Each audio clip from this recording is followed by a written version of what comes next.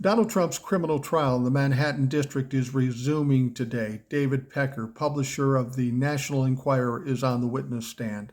Now, he was on the witness stand yesterday, but only for about a half hour, and they didn't get too deep with that witness.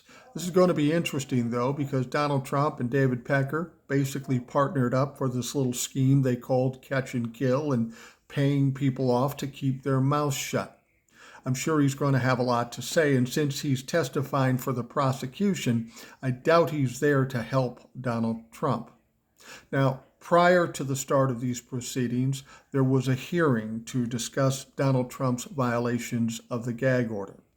The prosecution said he violated it 10 times. Actually, it was more like 14, but at the point they asked for this hearing, it was just 10.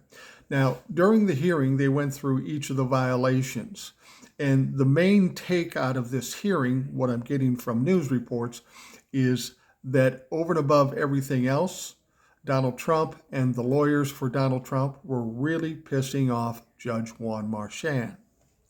At one point, Judge Juan Marchand said, you're not answering my questions, because Donald Trump's legal team was doing what Republicans always do. They fucking talk in circles. They don't answer questions. They have no answers. They try to turn it around on somebody else, equivocate it with somebody else's crimes. It's very frustrating, as you know, as I know, and Judge Juan Marchand now knows. He said, you're not answering my questions. And then toward the end, he got so frustrated, he says to the lawyer, you're losing credibility in my courtroom. Well, that's problematic. If you still got a whole trial in front of you and you have no credibility with the judge, this is going to be unpleasant for the lawyer as much as it is for Donald Trump. Now, it was the end of that hearing that was kind of confusing. But if you think about it, maybe not.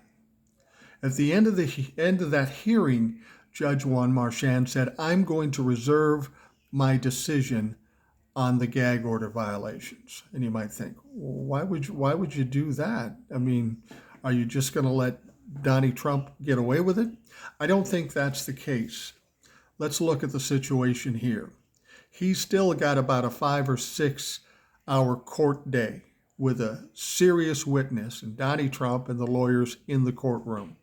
He's probably thinking to himself, let's get through this fucking day. Wednesday is a day off. We'll hit him with it either at the end of today's court proceedings or early tomorrow morning and let them stew in a little bit and cause them a chance to calm down before they disrupt the court again. I don't know if that's true, but logic would tell you that probably makes sense. Don't tell them until you get what you need out of them. So it's going to be interesting to watch today. We'll keep you posted.